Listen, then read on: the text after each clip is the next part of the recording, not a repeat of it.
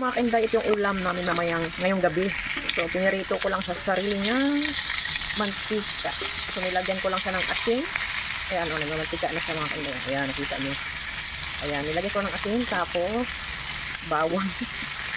Ayan, nagmamantika na siya. Ginisa ko lang siya.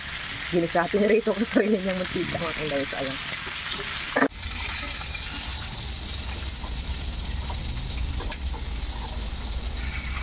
Luto na siya mga kainday. Ayan, brown na oh. Ayan.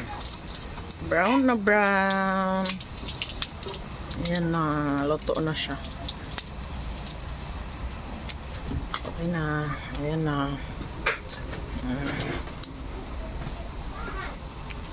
Ayan.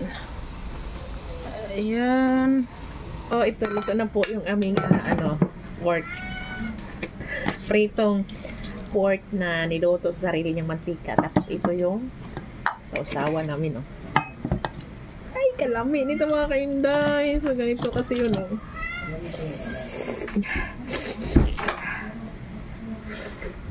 Wow. Sarap. So, mga kainday, thank you for watching.